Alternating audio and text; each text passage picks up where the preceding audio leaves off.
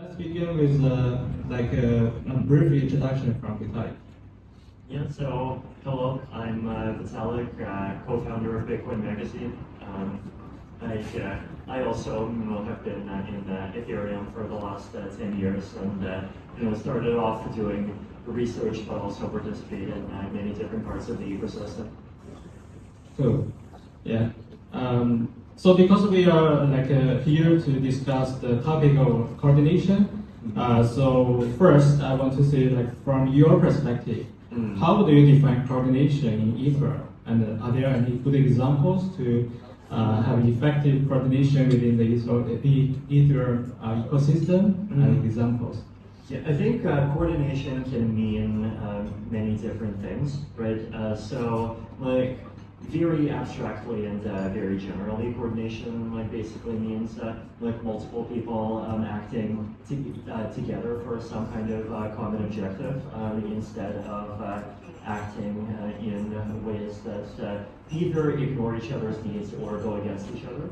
And this can mean a lot of different things, right? So, for example, this could mean people contributing to some public good, like to some project that is valuable to an entire ecosystem.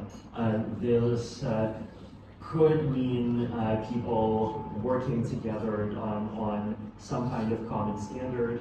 So, basically imagine people switching from speaking one language to speaking another language because the other language is better in some way. This is basically what happens every time the Ethereum protocol upgrades.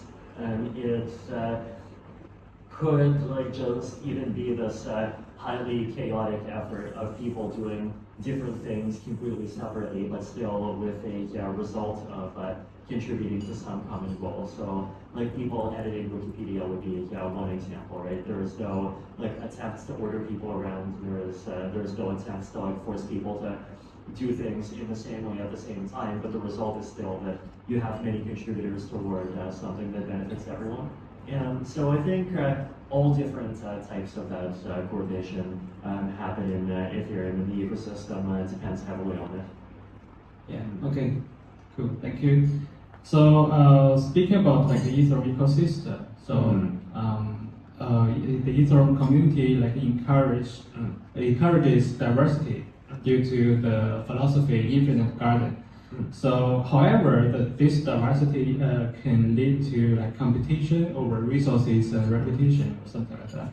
So, what kinds of conflicts and coordination challenges have you observed in terms of competition and collaboration between communities? And do you think there are some solutions to make it a better collaboration and growth among the community? So I think the challenges that we have seen so far, right? So one of them that I think we've actually resolved very well is just different Ethereum clients working together to upgrade the Ethereum network to all update their code at the same time. A lot of different pieces of the ecosystem doing that.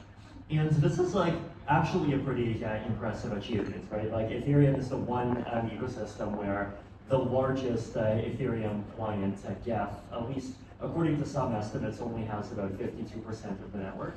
And that is not something that is true anywhere else, right? It's in most ecosystems, there's basically one actor that takes over almost everything, right? And we see this on browsers, you see them on Bitcoin clients. You even see it in implementations of a lot of social protocols that try to be decentralized. And the challenge of this approach is that we still have to agree on what is the next upgrade that happens every year. And there's a lot of these structures inside of Ethereum that try to do this, that try to help do this, right? So there's in-person gatherings that happen every year. There's in actually multiple of them. So we had one in Kenya, also was another one that's smaller one that happened yesterday. Then you have the all-for devs calls, we have online discussions. Also incentives, right? So at the beginning, the Ethereum Foundation gave all of these client teams some very significant grants. And even today, it has some, but it's the majority of their revenue still just comes from the clients themselves. So like that's one example. Another example is just like funding public projects across the Ethereum ecosystem in general. And historically, the Ethereum Foundation has done this, but now we've seen Gitcoin grants, Protocol Guild, other foundations. We published a transparency report about 2 days ago. One of the interesting stats was that in terms of the amount of like public funding capital allocated in the ecosystem in 2022 and 2023, only 49%, slightly less than half, was the foundation. 51% was other organizations. And like now, I think there's still other challenges. So one big one is cooperation on standards between layer 2s and between wallets. And so that's an area where discussions are starting right now. And all of these discussions around like supporting public projects, like that's all actually continuing. There's like even more people trying different experiments now that like Gitcoin and Optimism and Protocol Guild have started showing the way. Yeah. So actually, you just mentioned like the conflicts of coordination between like clients or something like that. So the next question is regarding like standards. So basically, as a Ethereum ecosystem group, so the EIP, ERC standard setting process involves more stakeholders. So making the process compact and slower, right? So what's the major conflicts have you observed in the standard setting process? Do you think there is how to balance the openness and the efficiency to like make a consensus more effectively and drive the evolution of the standards? Yeah, I mean, I think there's like 3 types of conflicts that happen, and I think it's important to think about them a little bit separately.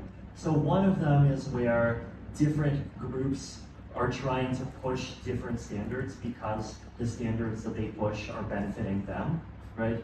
And like this is something that happens not just in Ethereum, it happens everywhere in the world, right? The second type of conflict is people like pushing different standards just because they have, like either what gets called not invented here syndrome, or because they want like the pride and the social status of being the one that creates the thing that everyone uses. And then the third is like not even a conflict at all. It's just people have small differences of opinion, and you just have to like put in the effort to get people into a room to like actually put aside their differences and agree on something that everyone is reasonably happy with.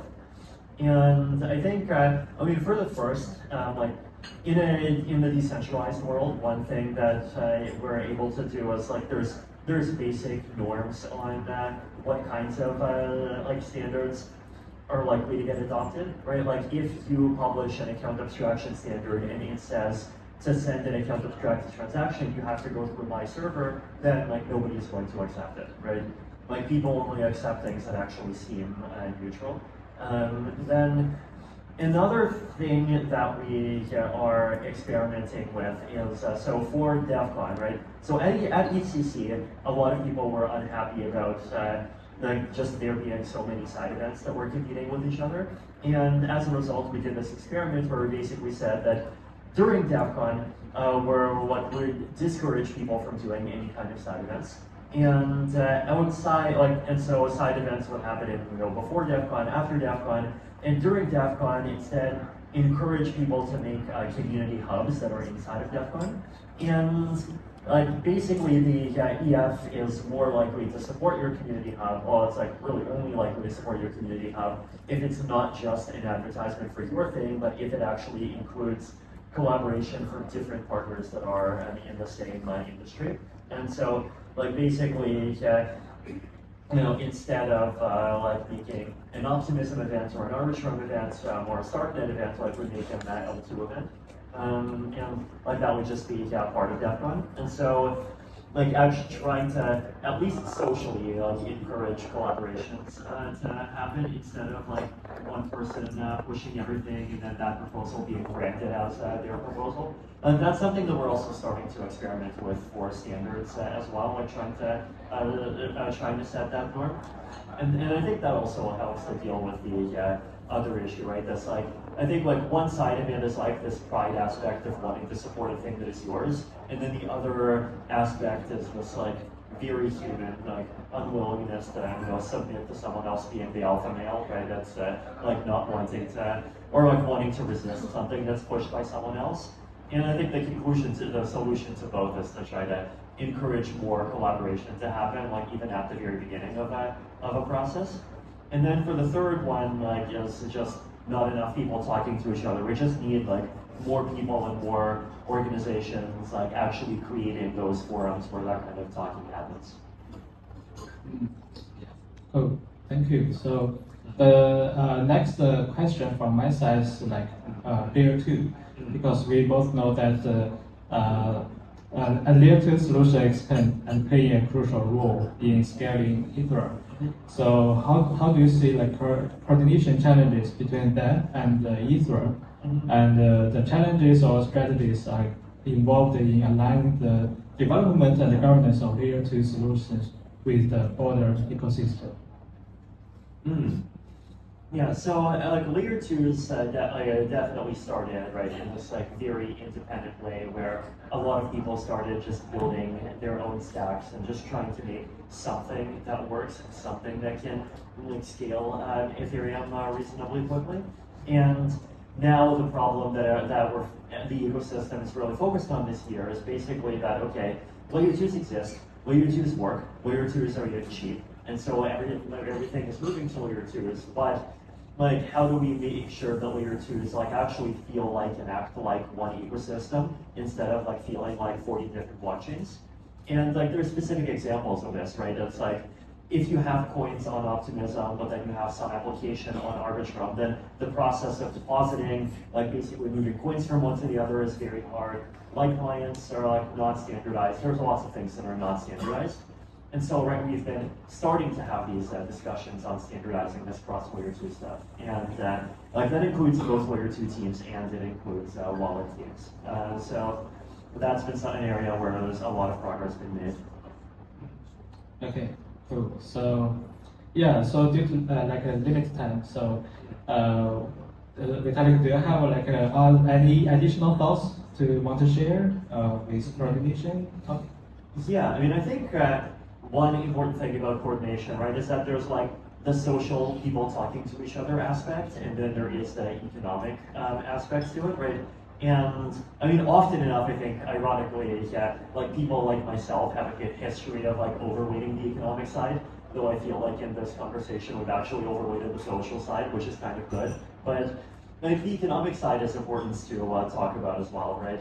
Like basically, like you can't try to like force people to act too strongly against their incentives, right? Because as you see, if you try to like rely on like moral pressure too much, then eventually like people just like get frustrated and they hate you and they like and then they rebel against you and just sometimes go in some completely different crazy direction, right? And so I think in that regard, the thing that we do successfully as an ecosystem is that I think we are good at funding small things. Like if you have an important public good that needs to be funded, and like all you need is like 100K or 300K to make a demo, there are lots of people that will fund it, right?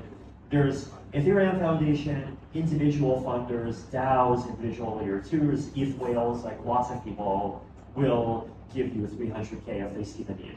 The challenge that I think we have is like when a project switches from that mode where like it needs 300K and it's a demo to that mode where it needs 30 million and it's like a big mainstream thing that needs to handle the entire Ethereum user base, the incentives, like they basically flip from like full socialist to full capitalist, right? It's like there's nothing really that like gives you incentives to act like pro-socially beyond market incentives at the 30 million level, right? Because everyone basically says, hey, you already have enough money, right? And like we want to fund things that otherwise would not get funded, and like you're a corporation, you have users, you have investors, right?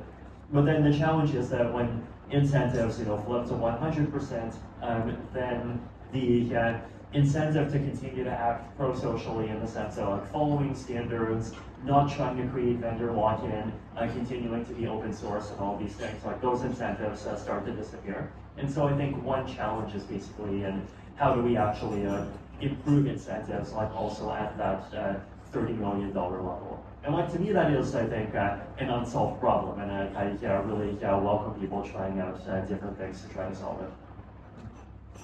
Yeah, thank you. So as we both know that Vitalik is super busy today, so due to limited time, we can have 2 questions from like audience. So, okay. Balance my phone on my foot here. So good hand-foot-eye coordination. Thank you. It also helps to have friends. Okay, I really want to ask a question about standards, but you said something that really triggered me. Okay. So I'm gonna. You were talking about how there's this switch that gets kind of flipped from like small little pots of money to then like $30 million.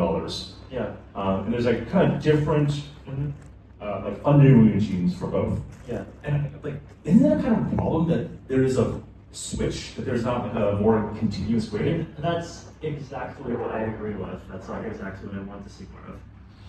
So, okay. Well, I guess the question then is just like, what are the experiments where we can actually, like, for example, like small businesses in Web3, right? Right. I feel like we don't see nearly enough of them. You know, it's just like everybody's trying to go to the moon, or like we're hanging out here and hanging out in saunas and doing fun things. Like, how can we support more small businesses? Curious how you're thinking about this, or what kind of fun things you've seen. Yeah, I think there's like different types of support, right? So like one type of support is just more active, like if there's a project that's promising, then just like actually giving them a user base and like actually helping to like that project get adopted in some coordinated setting where it gets like some level of contact with reality and it can improve, right? So one of these examples is like at DEF CON we had dog food, a lot of ZK identity, things like ZooPass, a lot of these like on-chain or open source different things. And like the goal there is like I think in part to like actually help projects like get past that network effect hurdle of nobody hearing about them and nobody using them. So like that's one type of non-monetary support.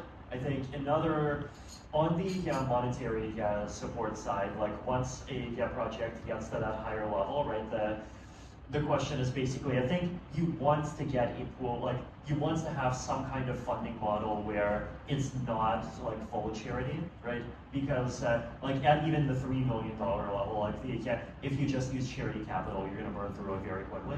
You want a funding model that is not pure charity, that like expects to see a return, but at the same time is not just motivated by return. And the question is to find like, one is what kind of actors are willing to participate in that on the money side. And like I think people are, right? I think there's a lot of people, like even a lot of ETH whales, right, who are in ETH because they believe in the vision and they're even willing to make some small sacrifices, but at the same time, like they're not here to just give their entire pot away, right?